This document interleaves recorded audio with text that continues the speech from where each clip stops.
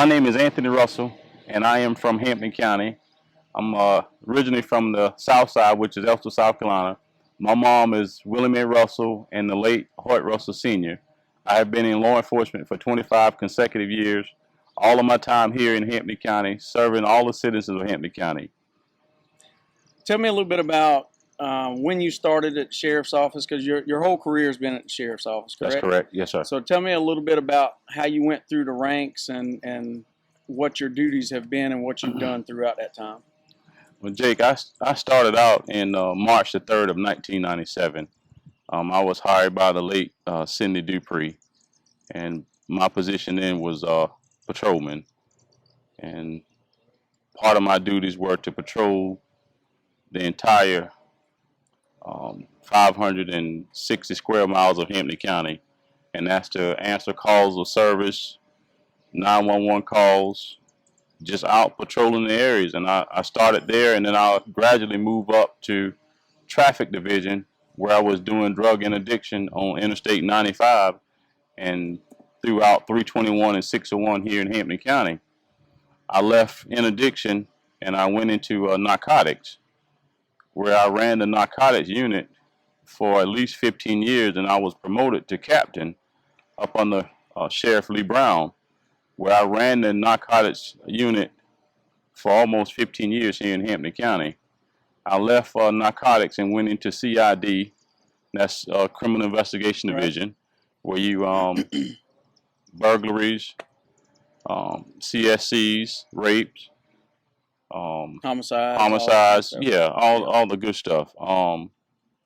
And that was very challenging because, you know, at the end of the day, when you have a major incident, a shooting, or someone get killed, you got to get out and try to figure out who did it and why it happened.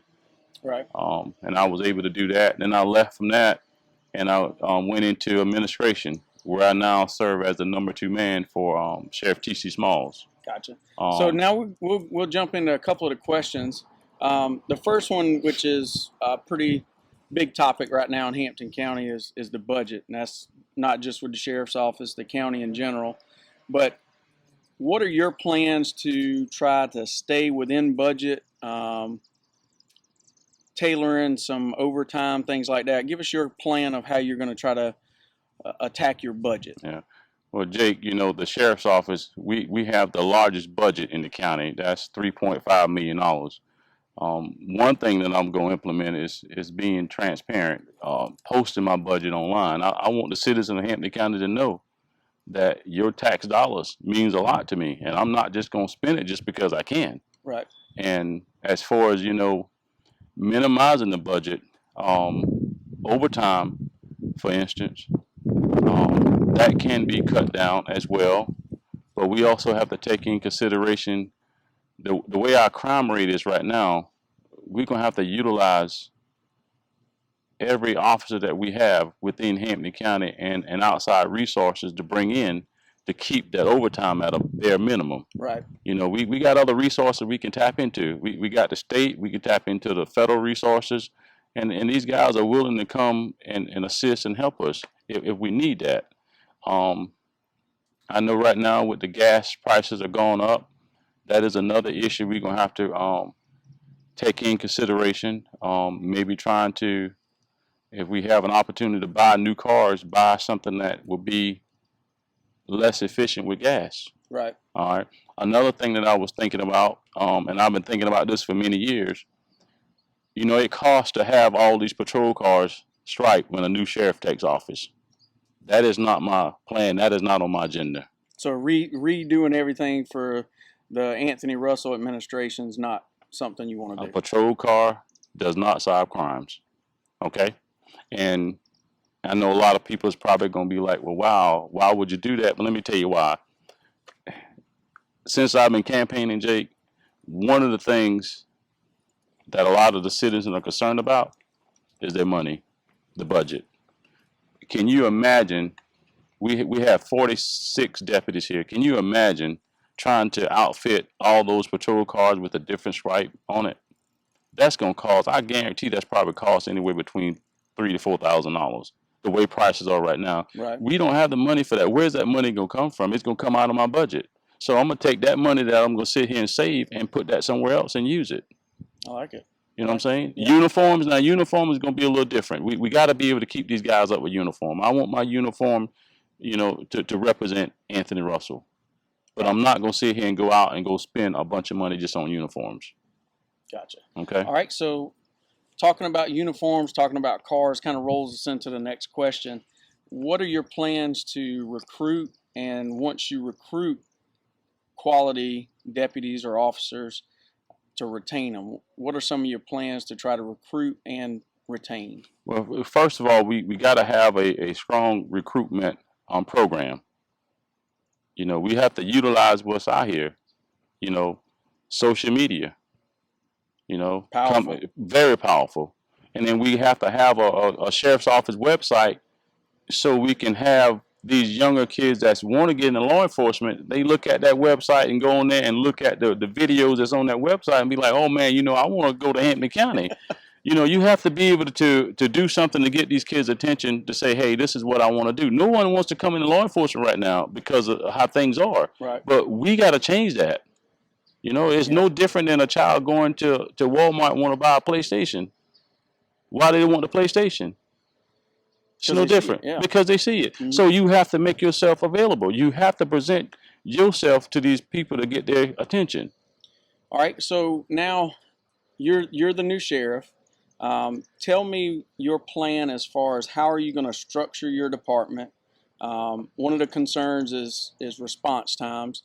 So tell me a little bit of how you're going to structure your department, whether it's zones or divisions and things like that. And what are you going to do to try to cut down on response times? Well, first of all, in order to cut down on the response time, we're going to have to increase the amount of officers on patrol. This 2 and 3 officers on a shift, that's just not going to work. Right now, we can't afford that. Right. I will break the county up into zones.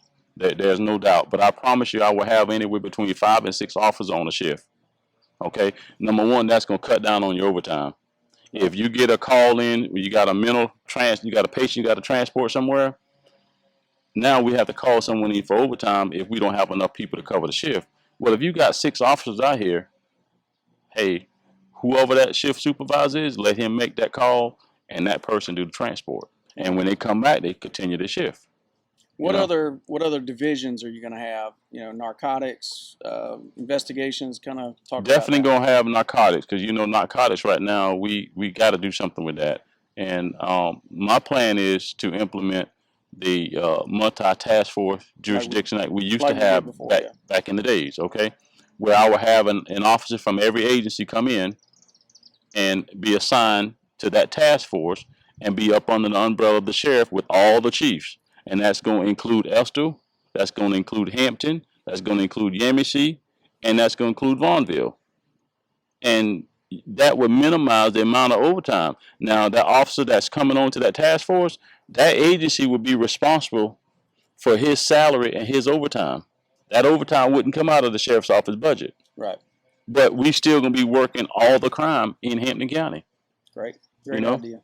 Yeah. So, talking about drugs, is there a drug problem in Hampton County? Yes. And it sounds like you've already kind of answered it, but what is your solution to it? It sounds like a multi-jurisdictional task force. Jake, listen, that is the only way that I see right now that we can combat this. We're going to have to work together. And it can be done. But you just got to have a plan and execute your plan. Right. All right. So, staying in the drugs, is there a problem with drugs in our schools right now? I would say yes. What do you see as a plan to try to tackle that problem? And do you have any type of educational systems that you want to put in to help the youth? Yes, I do, Jake. And if you remember the night of the forum up here in Hampton, that question was asked, and part of my plan is to implement a curriculum in all the schools in Hampton County, and that's to include the private schools here. Right. And I want to be able to go in that school and we're going to have officers there, so why not have them teach gun safety and drugs, what to look for and what not to do when you find it. That is the only, and do it in the start in the elementary school. Right. Start early so they've got Exactly. this as a part of their everyday life. Exactly. All right. How about pay increases, incentives to help retain officers? What are your plans as far as that goes? What's your ideal pay range for your starting deputies? Jake, right now we are way below average.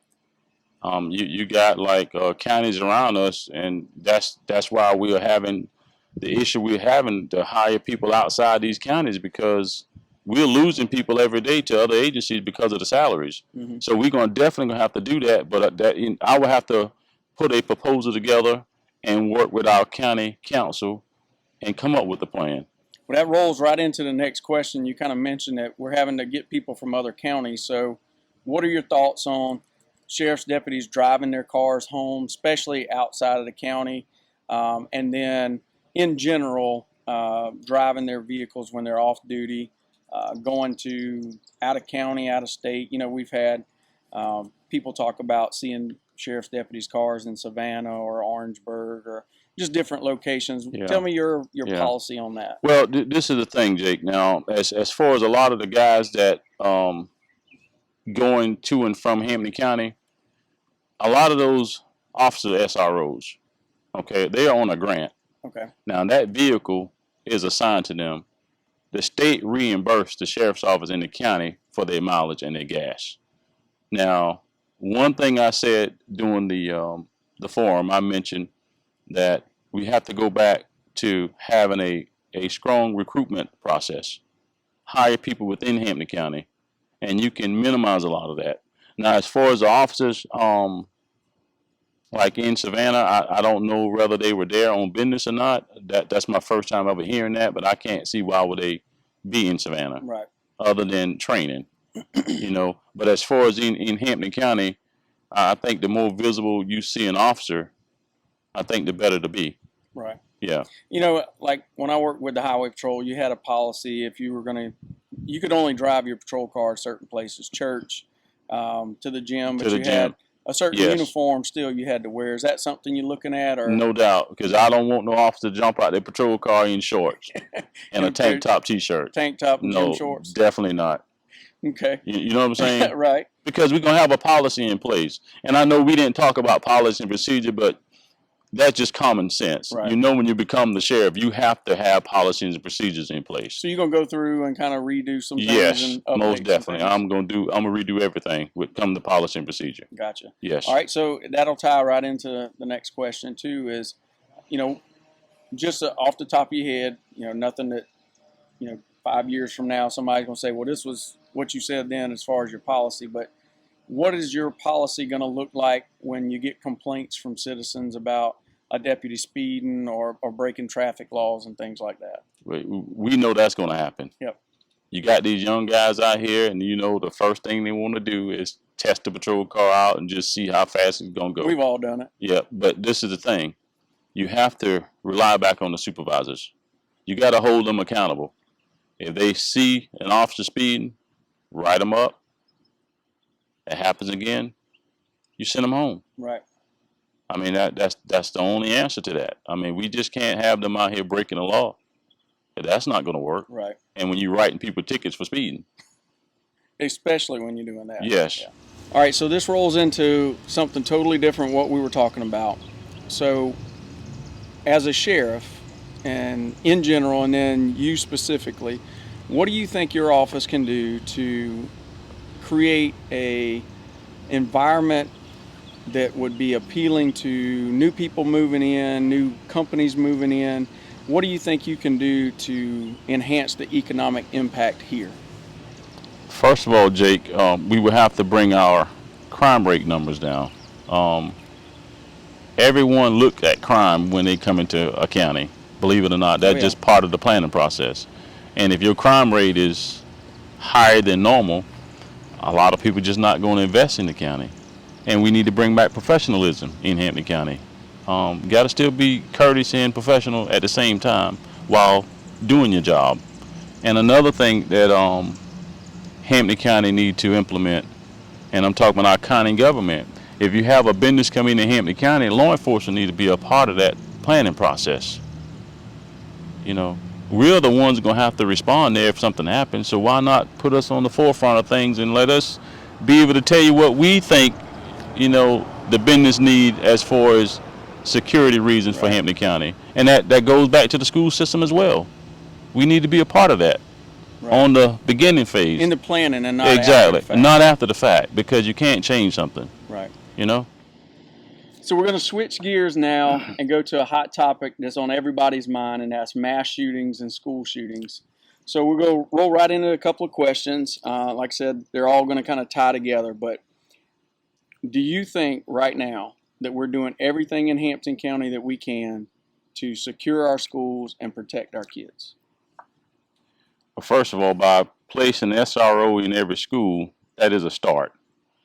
But you know as well as I know, Jake, that's not enough. Right. One thing we have to take in consideration, we have to look at the population of our school and make sure that we have enough SROs in there to cover the amount of kids that's in that school. The worst thing can ever happen, just like I said doing the forum over here, if you allow a gunman to get in that school. And we're trying to do our best not to let that happen. Right. Do you know what the current procedures are? Because they, like you and I were talking off camera, they've changed. Every time there's one of these shootings, they change. Do you know what they are now? Well, Jake, it has changed a lot. When they first started talking about school shootings, before you have to wait on a special entry team to engage the shooter. Well, we know that wasn't working, so they changed that. So now, if you have an active shooter on the school, you engage with what you have there, and wait. Let backup get there and constantly support the one that's inside that school, because every minute counts. Right. And you have to utilize that. Tell me what is your vision or your plan to try to start changing things to make it better? First of all, we would have to go around every school and look at their security plans and analyze it and see if there's room for growth there. And the second thing we have to do, we have to sit here and come up with a plan. And not just the sheriff's office, we have to get everyone involved. That means we need our school board members there. We need every agency within Hampton County. We all have to be on the same sheet of music here, because if not, when something like this happens, nobody's going to know what to do. Right, because we're not, law enforcement is not going to handle it by themselves. Exactly. So everybody needs to be involved. Everybody needs to be involved, but you have to have a plan, and everyone that's in law enforcement needs to know what your plan is. Right. So if you're a sheriff's deputy and you're the first one there, and a city of Varnville officer is the second one, you got to know this is what the first two people. This is what the first two people is going to do, regardless of who you work for. Exactly. Regardless of who you work for, and regardless of where you are or what school you at. Right. And another thing you have to do, you're going to have to know your schools, know the layout of your schools. All right. Well, this is going to roll into something. It's tough to ask, but I've asked everybody. Do you think that a police officer on the street, you and I have both been on SWAT teams, entry teams, Mm-hmm. so we understand what it's like to go through a door knowing that there's somebody there that's going to shoot at you. Yeah. The average officer on the street, they don't go through that. Yeah. Do you think that they've got the training that they need in order to do that right now? They have training, but they need to go to advanced training. Right. Because there's a difference. Exactly. When you got someone on the other side and they firing rounds at you, there's a difference. And you and I have been in SWAT school. We know how that is, and we know the feeling of that. But I think all the SROs need to go through the same thing as a SWAT officer goes through. There's no difference, because time matters. Right. Every second counts. That is a second that you can't get back. Switching a little bit, another complaint that we're hearing a lot now over the last couple of shootings is notifying parents. What do you think? Do you have any kind of thoughts or a plan on how we could change it to get more information out to parents, so that you don't have a situation like we just had in Texas, where you're basically having parents getting arrested, just trying to get to their Trying kids? to get to the kids, yeah. Well, Jake, first of all, we both are parents. And I can't say how I would react if something like that would happen, but I have to keep in mind I am law enforcement. Right. You know, my primary job would be to get in that school and stop the shooter. And the parents' primary reaction is to check on their child and make sure their child is okay. I think we can do a better job at notifying the parents of what's going on, because if you have an active shooter, you do need to keep them up to date and let them know what's going on. Because if they come to the school, then we got to take resources away and got to focus on dealing with the parents, which that's going to happen. I don't think there's nothing we can do to stop that, to be honest with you. And so that's something that really needs to come up in the plan. It needs to come up in the plan. Right. Yeah. All right. So last week or earlier this week, I made a post about putting armed veterans at the one and only entry point of our schools. Mm-hmm. So I'd like to get your thoughts on that, your ideas, because you and I know SROs are in the schools. Yeah. We've done really good in Hampton County about getting that. I don't think every school has one yet, but just about all of them. Yeah. Just about. But SROs, they have a lot of different roles. They've got to protect the school, but they've got to be mentors. They've got to do disciplinary actions sometimes. I think to teach sometimes. So they're not always sitting at that front door. But we've got veterans that, in the military, that's something we do. You get assigned a post and you're there from start to finish. And you're guarding that one thing. So, give me your thoughts on that, or any other security items you might have to make our schools safer. Yeah. Well, Jake, I would certainly support that. But, in the supporting that, we need to make sure that we're following all the guidelines through the State Department of Education and with our school boards here and with the Sheriff Association. I don't see a problem with it. I think it'd be a plus to our advantage, because that would help out and that would not delay any other issues that I see. Because our SRO are very busy, believe it or not. They have a lot to attend to at that school. But another thing that we can do, and I've been thinking about this for a very long time now, we're going to have to get smarter with technology at these schools. There are a lot of systems in place that we can implement at the school. And one is making sure our camera system is up to date, and making sure that we have someone that's monitoring those camera systems and monitor them at different locations. There are software out there now that you can upload onto your camera that it would recognize a gun within 40 to 50 feet of that school, and it will go off and it will alert the authorities. I don't think that system costs that much more than what you already have in place. And I think that is one thing that we can do to have an added layer of security there. Think about this. Most of all the shootings that we had with the schools, they breached the perimeter. Mm-hmm. We got to make sure our perimeter is secure. It's no different. Put in these X-ray machines for the school kids. You know what I'm saying? Right. With the kids bringing guns on the school. Jake, I remember years ago we had a program here that I tried to get them to implement it, and it dropped somewhere down the line, where Walmart was giving us clear backpacks for the school kids in Hampton County. And the reason that was for, because that didn't take the SRO away from trying to figure out what they got in their backpack. You can clearly, the teacher can see what's in your backpack. I think that was something we need to bring back. We need to implement that back. So then all you had to worry about is what's on their person. What's on their person. Yeah. But we got to secure our perimeter of the schools. Yeah, and like I said, there's a lot of different things that we could do and should do. So it's good to hear that you've got some other ideas as well. Yep.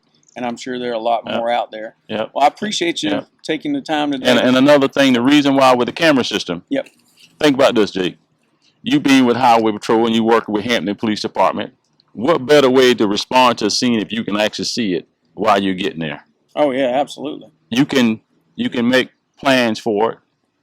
Everyone else can see the same thing that you see. That's what we got to get into it. So if it does happen, you already know where they're at. We know where they're at. We know what classroom they're in.